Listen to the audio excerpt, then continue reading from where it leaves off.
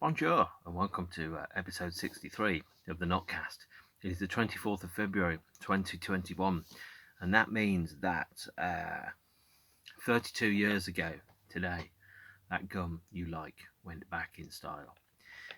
It's the 32nd, I think, anniversary of Twin Peaks, although it was obviously broadcast in early 1990.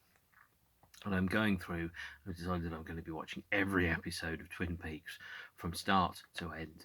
What better and finer way is there to celebrate the 24th of February? I have no idea. Today I'm going to be talking about a musician who you may not have heard of, but one that you have almost definitely heard. If you have heard any album by Kraftwerk, you have almost definitely heard this man's work, and he has a song on every single studio album, or has co-written a song on every studio album that Kraftwerk have released since 1978, and played on the albums Radioactivity, available both in the original old school fashion and the new coloured vinyl reissue,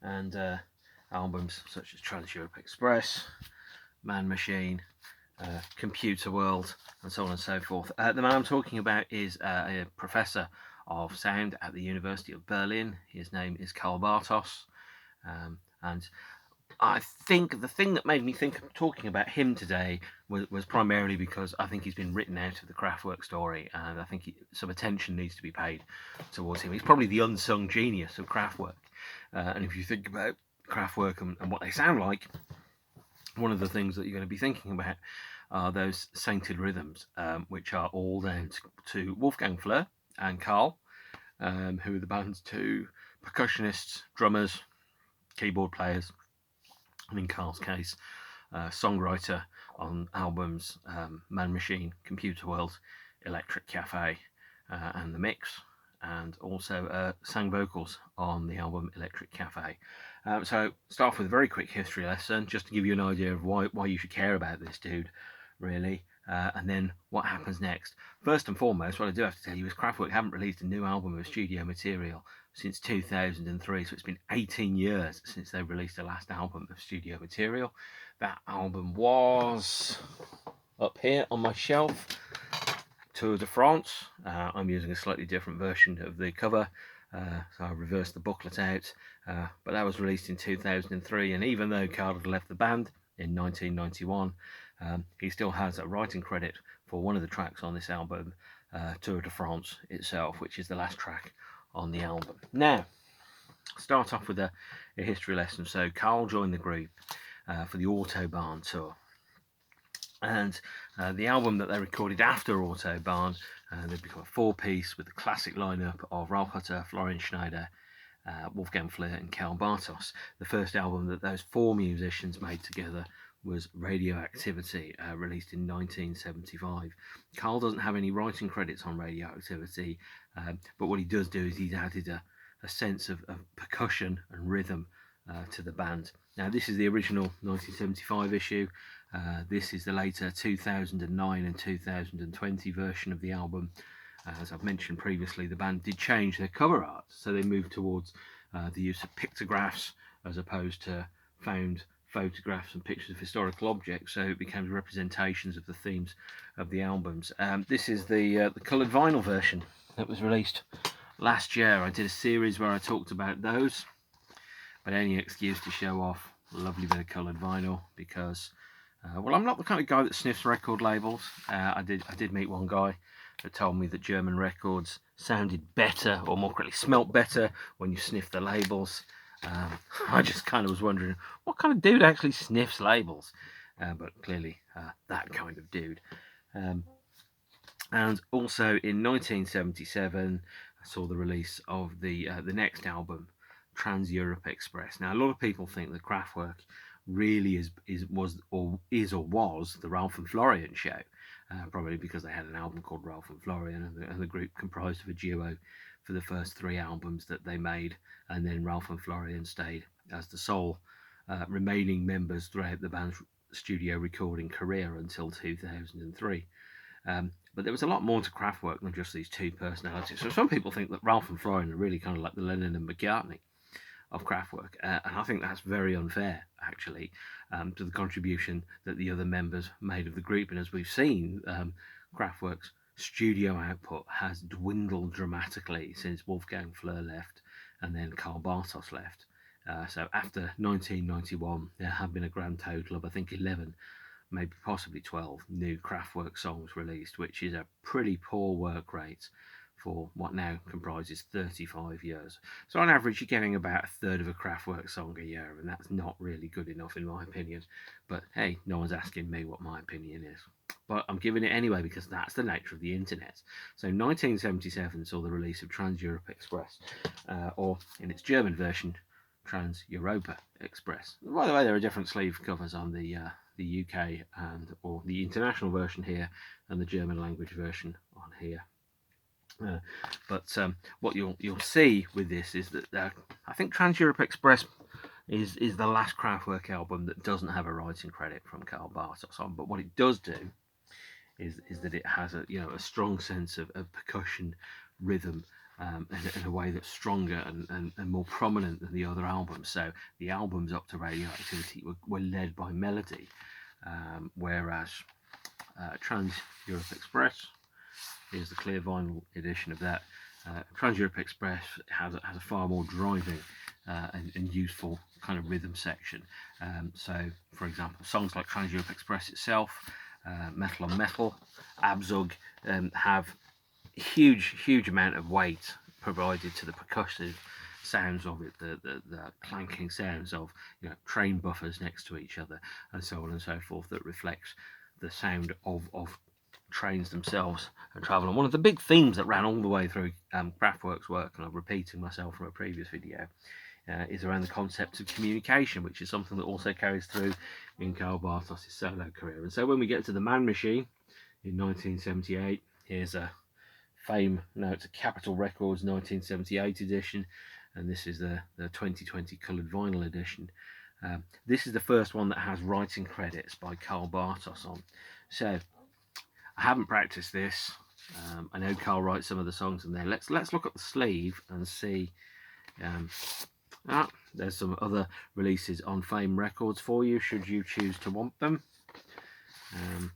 But on Capitol Records, the Man Machine, so the model, Neon Lights, the Man Machine themselves, the title track, as well as the robots. In fact, Karl co-writes with Ralph Hutter and Florian Schneider every song on the Man Machine, according to the credits on the label here. And that's quite an unusual state of affairs, really. Up until this point, the only person that had co-written with Ralph and Florian, I think, had been the lyricist, who I think was Emil Schultz, but I could be wrong there. And obviously, we've got the German language version of the Man Machine, which also has Bartos's co-writes on, and he's playing drums and percussive sounds. You just look at the songs that he wrote for Kraftwerk, and they are almost all classics. Neon Lights, The Model, not Showroom Dummies, which is written by Ralph and Florian, I think, but also I think every song on ComputerWorld, and every song on I think Electric Cafe as well. So what Karl Bartos' role in the band is more kind of like a co-writer and a fully fledged third part of the group's artistic identity. Now, from a certain perspective, as we've seen with the reissues, Kraftwerk have moved away from having representations of people on their record covers to representations of objects, a kind of depersonalization of it, to move away from the cult of personality and the cult of identity into an amorphous mass, a four-headed beast that calls itself Kraftwerk, and without with the actual identity of the people that are performing on these records being somewhat anonymous. But what you find is that when you listen to the post-Karl Bartos album Tour de France soundtracks, is that it lacks the bounciness, it lacks the oomphiness, it lacks the compelling rhythms that were on all the other releases.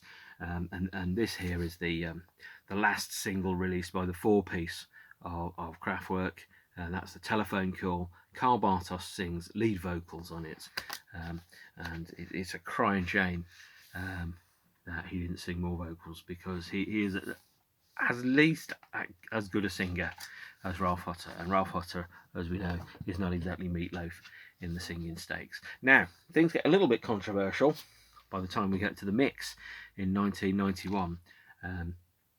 Here's the first single from the mix, The Robots.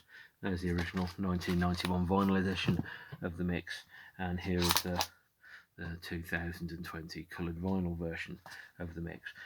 In between the recording and programming and preparation of the mix and the release of the mix, Karl Bartos left the group, and he has good reasons for that.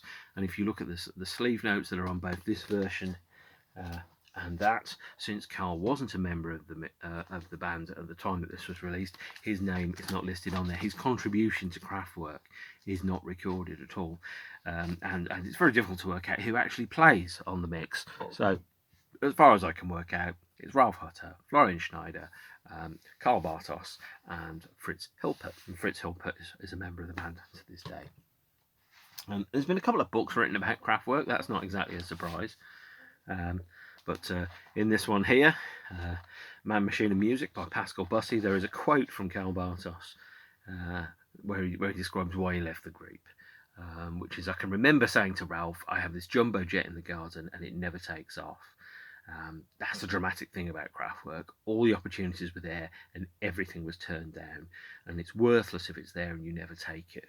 All these people wanted to work with us and we never even did a soundtrack. We could have crossed over and become a big selling band, but there was never any management, not even on a small level. Like 2 or 3 people. There was no telephone, there was no fax machine, nothing.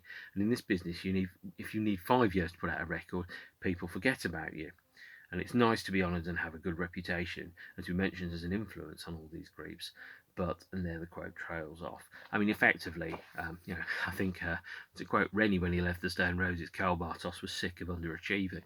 Really, the band had spent 10 years since they last toured by 1991, and also they'd only released 1 studio album in those 5 previous years, and I think he felt that he would rather be captain of his own smaller ship rather than a deckhand on a great ocean liner that never goes anywhere. This is a book that's worth getting if you get an opportunity to.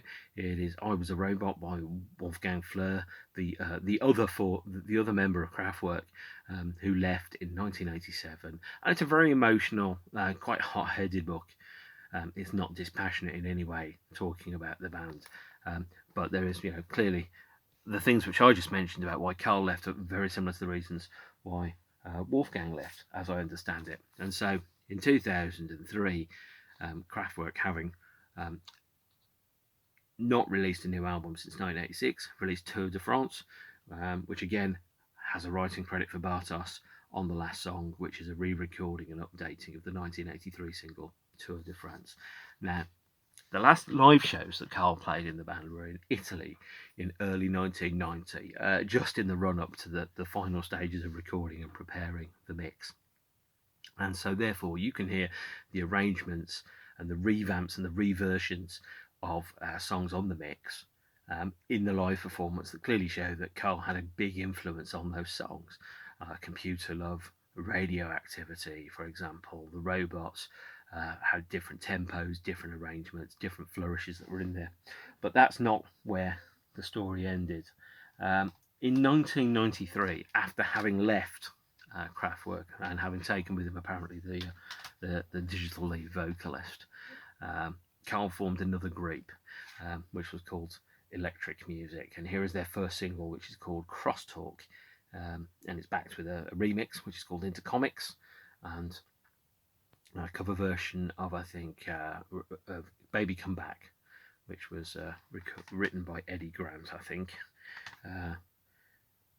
And it's a lovely, silly release. But Baby Come Back really shows that actually the rhythm, the playfulness, the textures which the band were using, the sonic invention which there was inside Kraftwerk wasn't solely down to Ralph and Florian, a huge chunk of that came to Karl Bartos' influence. And I have to talk about Karl's early years, is that he was originally a drummer in a number of German bands, played a lot of guitar music in the 60s, studied classical music composition and percussion around about that time. And around about the time that he was due to graduate, was offered the job of playing in Kraftwerk. And I think Kraftwerk thought he was someone with slightly less of a personality than he actually had. I think maybe Ralph and Florian were hoping for capable musicians, but not strong personalities. And that's not necessarily what they got, but it's what they worked with. And so, therefore, when Karl left, because Karl wanted to step outside of the probably stifling atmosphere that there was, he did start his own solo career, and he called himself Electric Music, which might lead one to think that electric music is basically, if it's Karl and your granny on bongos, it's electric music. That's not quite true. But if it is Ralph and your granny on bongos, it is Kraftwerk, by the way, just so that you're aware. Now, 1993 saw the release of Crosstalk, also saw the release of this album, which is called Esperanto. It's probably hard to get now. It wasn't issued officially on vinyl at the time, so if you're a vinyl aficionado, the only way that you can get this is to buy a hyper expensive Russian bootleg version of it that has a bonus track. Don't do that. So this was released on East West Records, and what Karl had found is, I think, a lot of the doors that were open as a member of Kraftwerk became closed. People couldn't necessarily conceive of him existing outside of the Kraftwerk entity as an identity in his own right. Now, to me, this is a continuation of where Kraftwerk left off with Electric Cafe. Esperanto has a number of songs around it, which lyrically they all tie into the same kind of mindset that Kraftwerk had. So when you listen to this, you're not thinking, well, he left for musical differences. He absolutely didn't. You know, that you very clearly, if this had been the follow-up to Electric Cafe, I think some people would have been quite disappointed that it was perhaps a little bit more emotional and a little bit faster and a little bit more melodic. But no one could have said that it wasn't, part of the Kraftwerk lineage. It most definitely is. And if you like Kraftwerk, please do track down this album and see what could have happened next. Bearing in mind, as I've said, that really, since Karl left, there's only been Tour de France. There have been a number of Karl Bartos solo albums. Today I'm going to be talking through those so that you've got an idea of which ones are and aren't worth buying, by the way. So Esperanto, if you can find it, very much worth getting. I really like this album. I liked it when it came out. I love it now. I listened to it yesterday. I had a great time. It's got 8 songs on it, and they are, all themed around communication and information. So Esperanto, by the way, is the name of a universal language that was originally intended to replace all the other languages. There has been one feature film that was shot in Esperanto in, I think, 1965, starring William Shatner. I don't think I have never seen it, and I've never had a desire to see it. But the idea around Esperanto as a universal language that connected all of humanity is also, really important, and it ties in with the themes of the rest of Karl Bartos' career. So the degree of intellectual thought, consistency, integrity, and ideas and concepts which Kraftwerk had in their albums runs through the Karl Bartos solo career as well. So Esperanto is a great album. It's an album of its time. Its time is about 5 to midnight in 1993. It's a lovely, silly, slightly flippant little romp through a Germanic flavoured melodic techno of the time, and it's much underrated. And if you like Kraftwerk, at least give a listen to the track TV and see if you like that, because TV is just could have been on any Kraftwerk album and would have been a highlight of it. But because it hasn't come out under the name Kraftwerk, no one's really paid a huge amount of attention to Esperanto, and we should have done, really. It does have the drawback that Kissing the Machine is sung by Andy McCluskey of OMD. I am not a huge fan of OMD, though I do have their albums. But it's a good thing to have. It's a good sign to have. Now, TV was the biggest hit from the album. It was shown a lot on MTV. And here's a CD single of it that's backed with an alternate version of it called Television, which would ideally have been, a secret bonus track at the end of the album as a reprise of the start of the album. But all this stuff, luckily, is very easily available to find on YouTube. And there was also another single which was called Lifestyle, which is here. This is the SPV version that was released in Germany. And there's lots and lots of vinyl editions of these singles. Hard to get, hard to find. Not many people are interested in them. Almost all of the remixes can be found for free on YouTube. But Lifestyle is a fun, pacey romp, dripping in melody. It sounds like an extension of tracks like Boim Boom Chak and Techno Pop, where Kraftwerk were exploring the use of language and sound and linguistics with melody and rhythm that were chopped up around it, except it sounded like someone's playing it at 45, and that is no bad thing, by the way.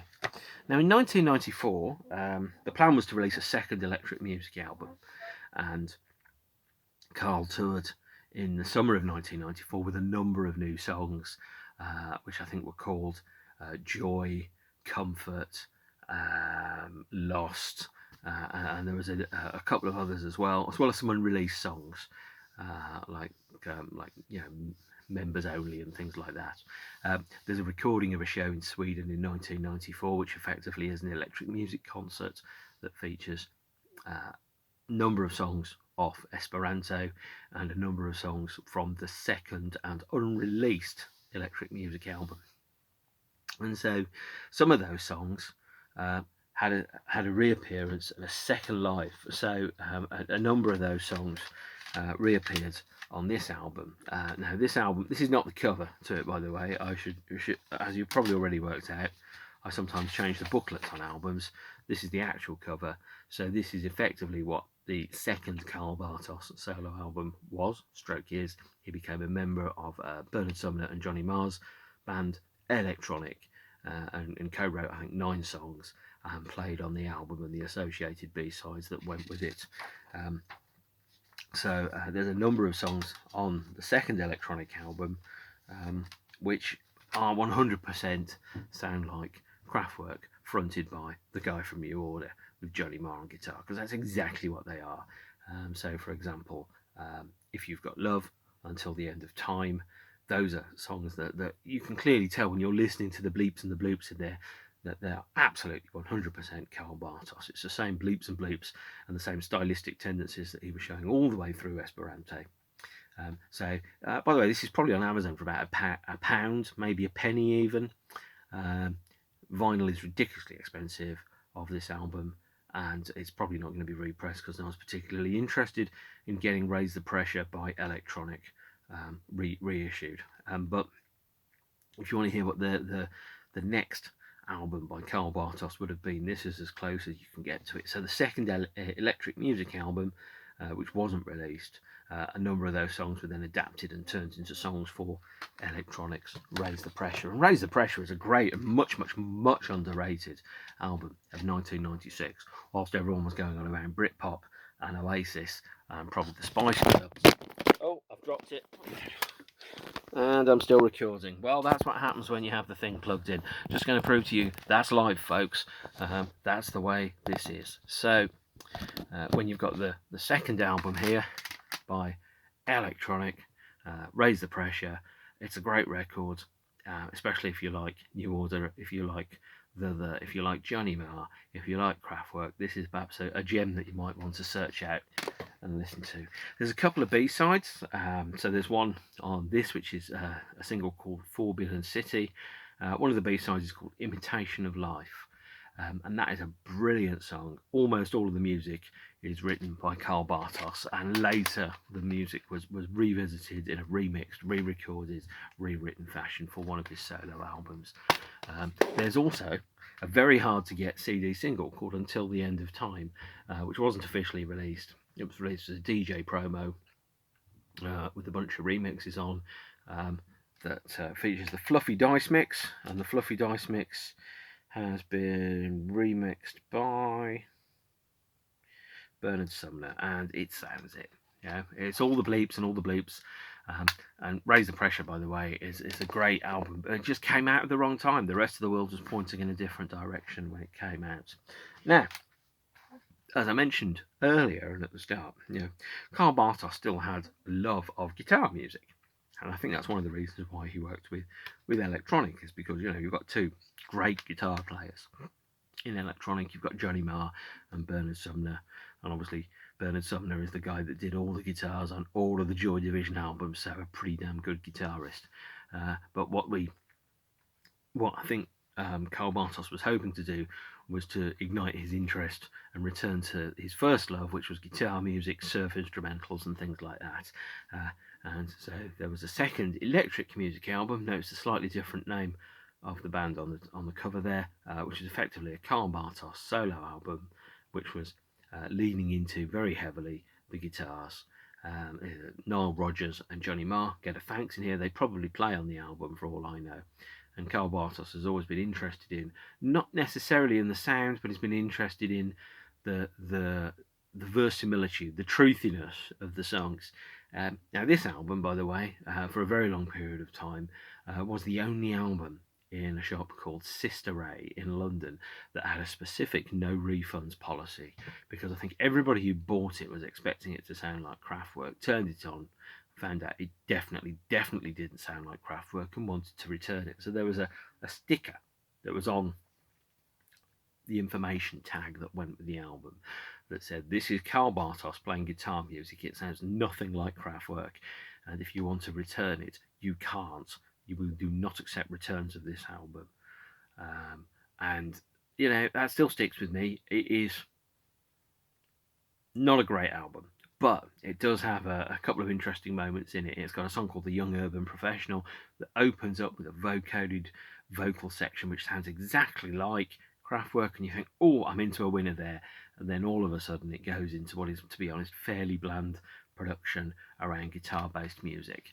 There's also a track on it called "Sunshine," which was released as a single. And "Sunshine" may have been released as a single, but also "Sunshine" gets the perhaps unusual reputation of being actually the first Karl Bartos solo release. A version of "Sunshine" was recorded in 1994 for the unreleased Elektric music album. A demo version of it was circulating as a very low quality MP3 back in the late 90s. Of course, I've got it, because what else am I going to be doing with my time? It was also released in a bunch of dance remixes. This is a promo of "Sunshine." There are about 150 of that around, which features, I think, the Ground Zero mix and the Electro mix. They're not amazing. They're nothing particularly exciting to write home about, but that is the first Karl Bartos solo release.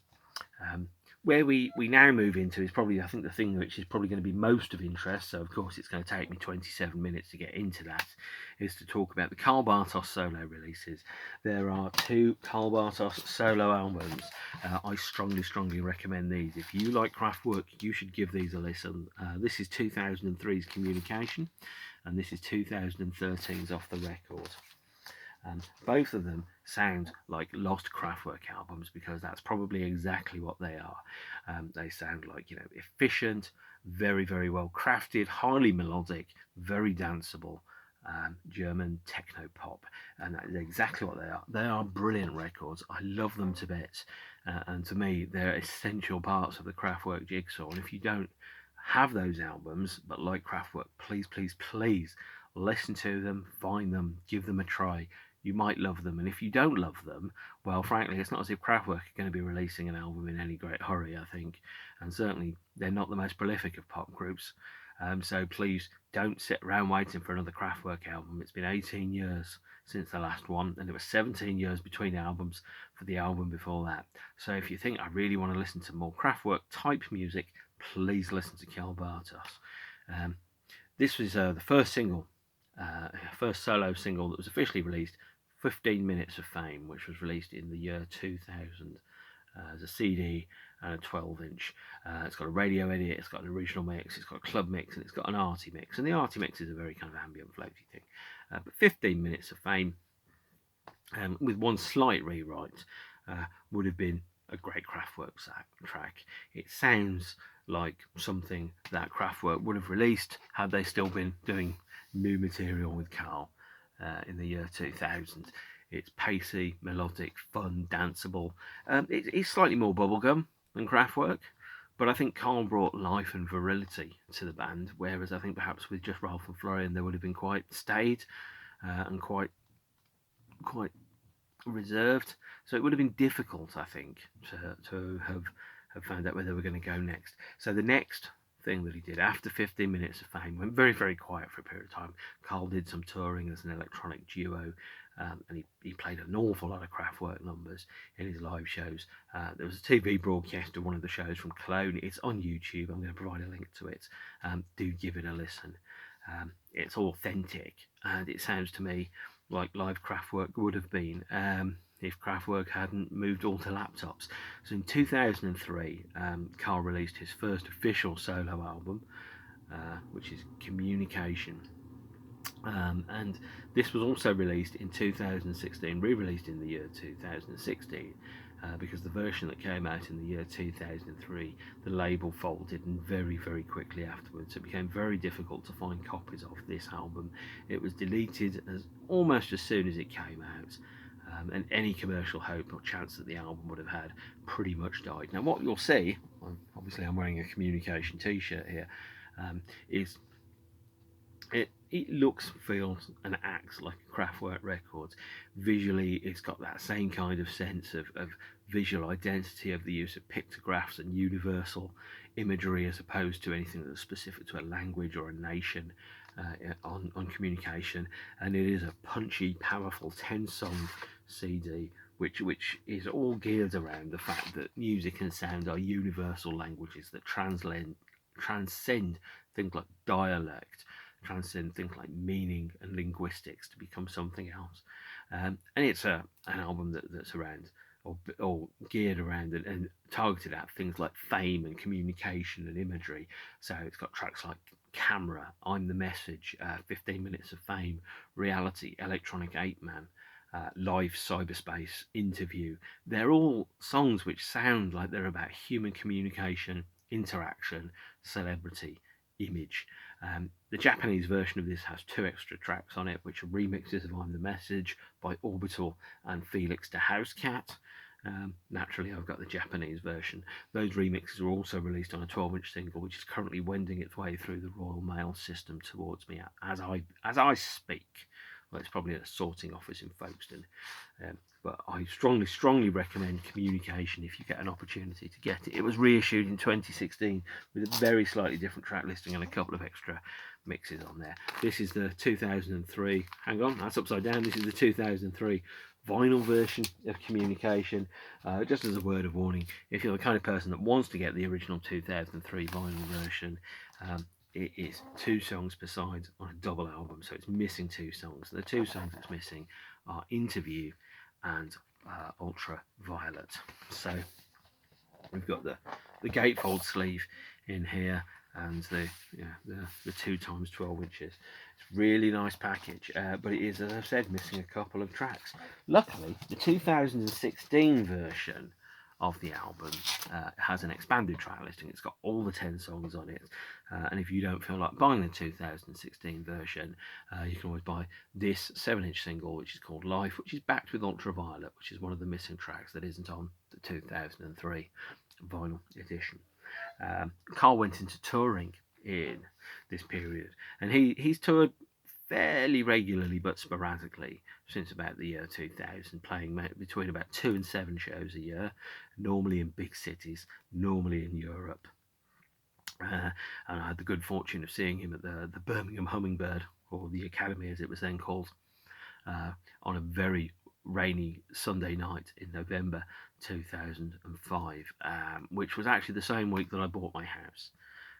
I don't know why I'm telling you that, I just am. I just remember I had bugger all money at that point because I'd spent a lot of money trying to sort out the whole house thing, and then pretty much the day after the show I looked in my bank account and there was the mortgage payment, which I then had to go and pay to someone else. So it's pretty weird to go from quite an empty bank account to probably the highest balance I've ever had, and then say to someone I need to pay a 6-figure sum for a house. Yeah, first world problems, man. Yeah, anyway, so Karl was touring, and the last time he played the UK was Birmingham in 2005, which I saw. He sold probably 400 tickets to a room that was about 2,500 people. Two members of New Order were in that 400, so Bernard and Phil Phil Cunningham were there. That's pretty weird actually, because I'd seen them in Brixton about 3 or 4 days before on stage, and then I was standing next to them at the bar, which is kind of weird. Don't freak out, Mark. Don't freak out. But there you go. And he played a mixture of probably 2/3 of the Communication album, and 2/3 of the set was Kraftwerk songs. So it was songs like Numbers, ComputerWorld, The Robots, Trans-Europe Express, The Model. He did the Telephone Call, which, by the way, at that point, Kraftwerk had never played that song live. So seeing a member of Kraftwerk in a really small room play those songs was a pretty exciting experience, and I'm very, very glad that I did it. In all probability, I'll never get a chance to see him again. He hasn't played a live show since 2015, which is a great shame, actually. Although no one's played a live show, near enough, since March 2020. And at the time I went to the show, as I said, I spent an awful lot of money getting the house thing sorted out, so I didn't have a huge amount of money to spend at the merch table. I had a choice between a t-shirt and a CD single. I bought the t-shirt, which is quite good because I later went and bought the CD single, the camera, off his website. And this is the CD EP Camera Obscura, which is remixes of the track The Camera. And The Camera is a fantastic song, completely 100%. If it had the words Kraftwerk on it, everyone would be about how it was an amazing late period Kraftwerk classic that is absolutely fantastic, and go into their top 10s. But since it doesn't have the word Kraftwerk on the front, it don't. So I'm going to come on to what happened after that. As I said, there was like sporadic and isolated touring, and then in 2013 Karl started writing an autobiography, but also he was asked by a label called Bureau Records if he had any unreleased recordings, and so he went back in and he released an album called Off the Record, released in 2013. This is a fantastic album, and it's called Off the Record because it is all the songs he wrote when he was in Kraftwerk that Kraftwerk chose not to use, and he'd gone back and he'd gone through all his original demo tapes, which were on cassette, on CDR, on mini disc, DAT. Even at one point he says they're on Betamax tape, actually, Betamax video. And he went through and he had all the equipment ready, so he could just go and rewrite the songs, finalise them, finish them off, add lyrics, and release a new album. So this is the last album so far that's been released by Karl Bartos. In all probability, it's the last album he's going to release. It's probably going to be the last album of new studio material by any member of Kraftwerk that's worth listening to. It's called Off the Record. I strongly recommend this. If you love Kraftwerk, and face it, if you've made it this far into the video and you don't, why are you here, guys? This must have been quite boring. But if you like Kraftwerk, please do get Karl's album Communication and Off the Record. They are literally the missing links in the Kraftwerk story. And if you want to hear songs that sound like Kraftwerk performed by members of Kraftwerk, you can't get much better than this, which is all the songs that Karl wrote when he was in Kraftwerk that Kraftwerk chose not to use. There's a couple of tracks in here which I think are worthy of specific mention. One is Without a Trace of Emotion, and another one is Musica Ex Machina. Now, I think Musica Ex Machina is actually a rewrite of the track Imitation of Life, which appeared on this CD single here, but without Bernard and Johnny's contribution and with new lyrics, melodies, and a rhythm part by Karl. So I've kind of talked you through where we are. The vinyl edition of Off the Record apparently comes with a CD, but my version of it, when I bought it, didn't have a CD in it, and still doesn't. So I do feel that you have to be careful about that. So if you're going to buy the album and you're thinking you're getting a CD in there, you might not do. It won't have a download code. The CD version of the album has better packaging as well. It's got far more information in it. It's got a 10-page essay by Karl in there. But if you buy this, you may not get the CD that's included, and that's a bug, not a feature, by the way, ladies and jelly spoons. The last thing I'm going to mention is there were a couple of singles that were released from the album. One, Atomium, was released as a 7-inch with a German version on the B-side. The other one was Without a Trace of Emotion, And Without a Trace of Emotion is to date the last original single that was released by Karl, taking aside the 2016 reissue of Communication. And this came attached to a magazine called Electronic Sound, which is now sold out. The 7-inch is a gatefold. It features a poster, and the poster has the sleeve art and a magazine article about Karl in it as well. So that one's probably going to be quite hard to get, but if you can get it, it's quite a nice little package. And that brings us up to the end of the story of Karl Bartos's solo releases. What I will say is, first and foremost, I think he's a very, very underrated musician. He hasn't been given the respect that he deserves. He's been written out of the Kraftwerk story. He's not been credited on the Mix album, which I think he had a big involvement in. He was, the co-writer of almost all of Kraftwerk's peak period classic songs. So songs off Man Machine, ComputerWorld, Electric Cafe, all the way through from The Model to Computer Love to Music Non-Stop to The Telephone Call. He's co-writer on almost all of those songs. He sang on The Telephone Call. To me, he's not the George Harrison of Kraftwerk. He's kind of like the Paul McCartney of Kraftwerk, and Ralph Hutter is the John Lennon, and Florian is probably the George Harrison, the quiet one in the corner who somehow made everything work. Karl's very strong melodically. His rhythmic talents are underrated greatly, and his skill has never been around making things sound like a robot.